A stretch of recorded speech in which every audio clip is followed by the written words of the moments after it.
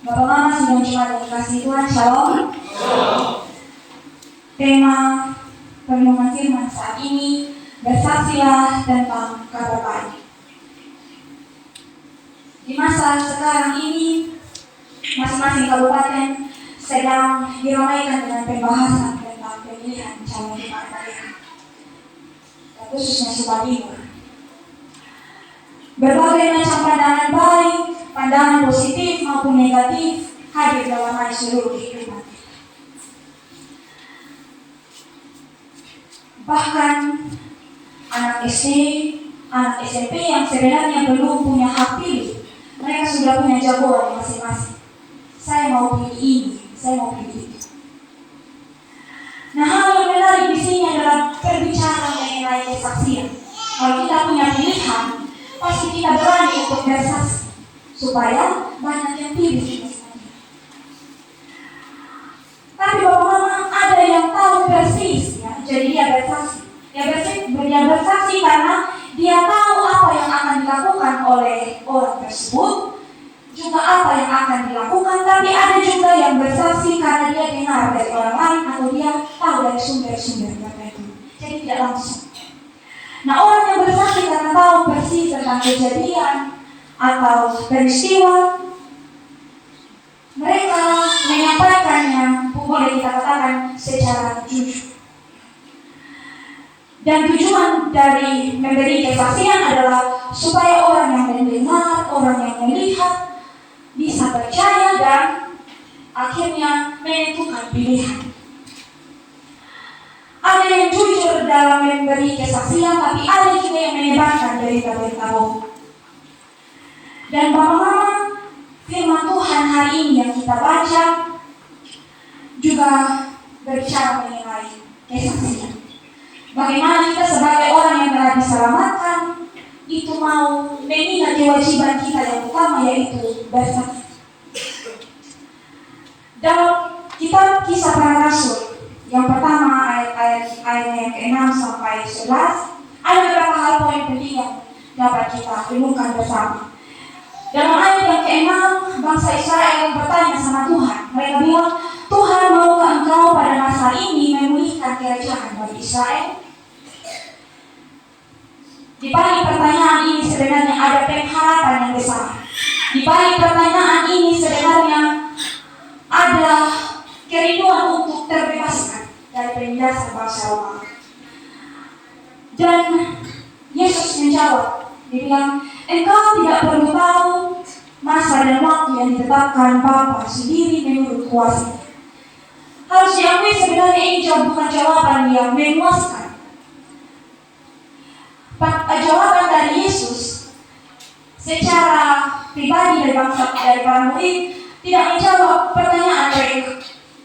Sebenarnya pertanyaan mereka hanya membutuhkan dua jawaban pasti, yaitu mau atau tidak. Tapi seolah-olah Yesus merahasiakan jawaban itu. Tuhan bilang, engkau tidak perlu tahu. Dan ketika pembicaraan para murid itu yang masih terfokus pada nasibnya sendiri, keselamatan mereka secara pribadi dari penjajahan bangsa Romawi, Yesus malah menuntun mereka, mengarahkan mereka pada sesuatu hal yang penting, yaitu pesan terakhir Yesus sebelum ia terangkat ke surga. Pesan itu berbunyi, tetapi kamu akan menerima kuasa kalau Roh Kudus turun atas kamu. Dari pernyataan Tuhan Yesus, terlihat bahwa para murid akan menerima kuasa dari Roh Kudus. Kira-kira kuasa untuk apa? Kalimat yang selanjutnya, Yesus berkata, dan kamu harus menjadi saksiku di Yerusalem dan di seluruh Yudea dan Samaria dan sampai ke ujung bumi. Nah, hal yang menarik di sini adalah bangsa Israel, para murid Yesus, diberi kuasa bukan untuk mendapatkan sesuatu, tetapi untuk melakukan sesuatu, yaitu menjadi saksi Kristus. Nah, Bapak Mama, sebenarnya ini juga yang menjadi tugas penting kita sebagai orang Kristen, sebagai orang percaya dan orang yang telah diselamatkan. Ada beberapa hal yang akan kita dalami secara bersama-sama, yaitu yang pertama, Beritakan kabar baik dalam lingkungan di mana kita tinggal dan berinteraksi dengan sesama. Dunia membutuhkan banyak saksi Kristus. Apalagi sekarang ini banyak sekali berita-berita bohong, berbagai akun-akun palsu di Facebook, mengunggah berbagai kalimat, postingan yang menjatuhkan pihak-pihak tertentu, ujaran kebencian, baik di sosial media maupun dalam kehidupan kita sehari-hari. Berita-berita buruk banyak mewarnai kehidupan kita. Dan sebenarnya Bapak Mama ini bukan hanya tugasnya pendeta untuk memberitakan Injil, memberitakan kabar baik, bukan hanya tugasnya vikaris dan majelis jemaat, tetapi ini sebenarnya menjadi tugas kita semua sebagai orang percaya. Tugas ini bukan hanya identik dengan kita pergi ke pelosok-pelosok daerah, pergi ke tempat-tempat yang jauh di sana untuk memberitakan firman Tuhan, tetapi mari kita perhatikan yang Yesus katakan, kamu akan menjadi saksiku di Yerusalem dan di seluruh Yudea dan Samaria dan sampai ke ujung bumi. Yesus tidak menyuruh para murid menuntut para murid untuk pergi terlebih dahulu di tempat-tempat yang jauh. Dia berkata akan mereka menjadi saksi mulai dari Yerusalem, yaitu kota di mana mereka tinggal, kemudian ke Yudea di provinsi mereka, kemudian di Samaria di luar kota yang dijauhi oleh bangsa Yahudi, kemudian baru mereka pergi sampai ke ujung dunia. Menjadi saksi Kristus bukan soal nanti dan di sana, tetapi sekarang dan di sini. Mulai dari lingkungan terdekat kita, ruang lingkup kehidupan kita, mulai dari keluarga, kita menjadi saksi Kristus. Kita memberitakan kabar baik, kita menjadi teladan bagi anak-anak bahkan bagi orang. Bapak Mama yang dikasihi Tuhan, selain itu, kita juga bisa bersaksi dengan menggunakan teknologi yang ada. Melalui WhatsApp, Facebook, Instagram, dan lain sebagainya. Kita bisa mengunggah hal-hal yang positif. Atau mungkin mengutip ayat-ayat Alkitab untuk menghibur dan menguatkan orang lain. Tapi tidak dapat kita pungkiri bahwa sekarang ini banyak berita bohong, saling sindir di sosial media, saling menjatuhkan, bahkan menggunakan ayat-ayat Alkitab tertentu untuk menghakimi sesama kita. Bapak Mama, kalau ini yang terjadi, kita tidak sedang memberitakan kabar baik, tetapi kita sedang memberitakan kabar buruk. Dan bukan berarti kita harus menyampaikan ayat-ayat itu yang berisi tentang nasihat dan teguran.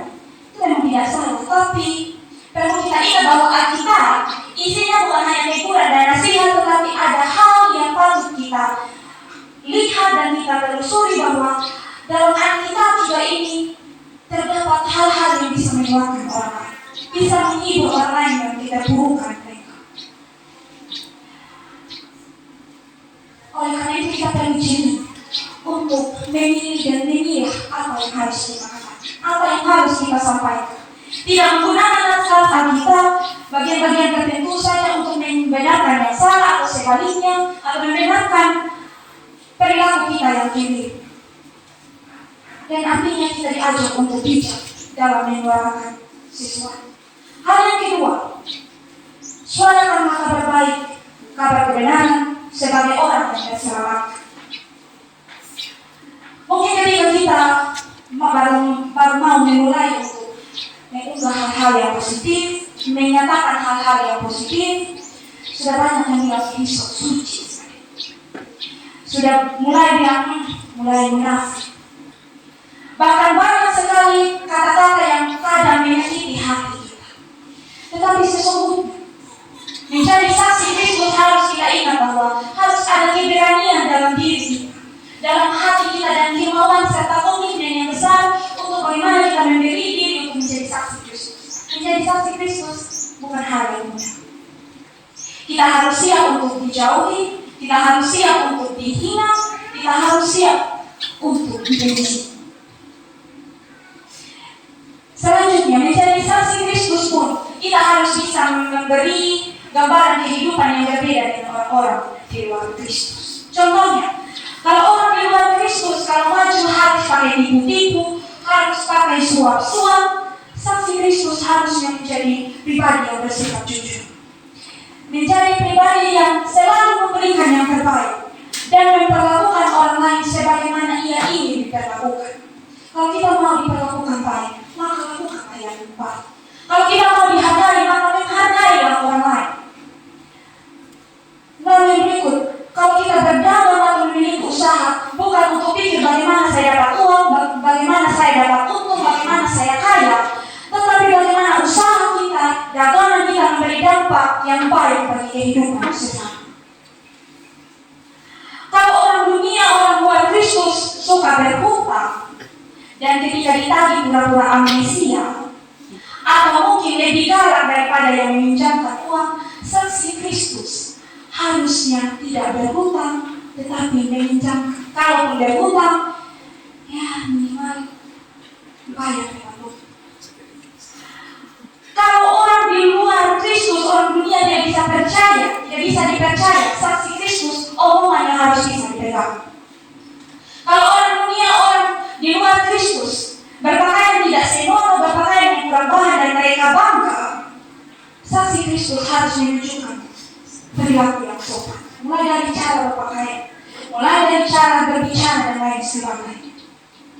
Kalau orang di luar Kristus menyatakan bahwa punya anak di luar nikah itu biasa, tidak nikah juga biasa, atau nikah berulang-ulang juga biasa,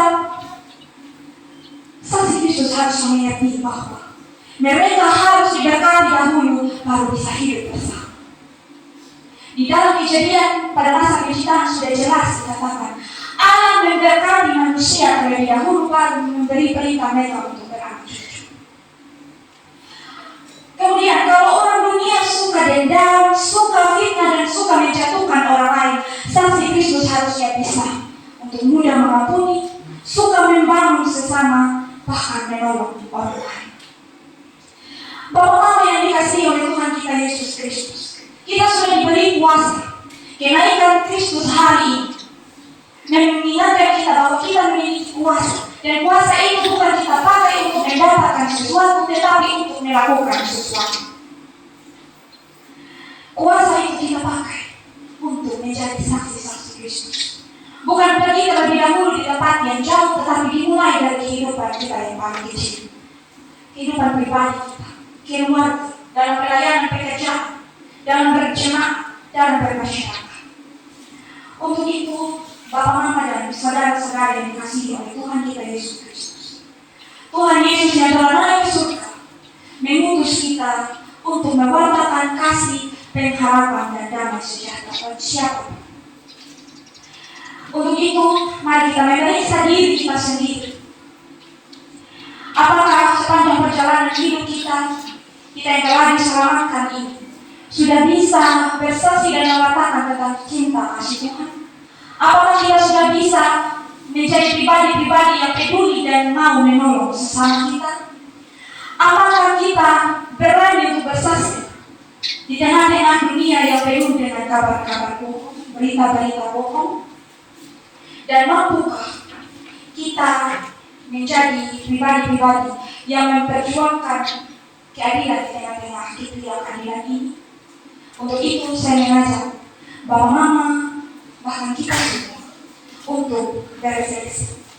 Kiranya firman Tuhan hari ini menolong dan memberkati kita. Amin.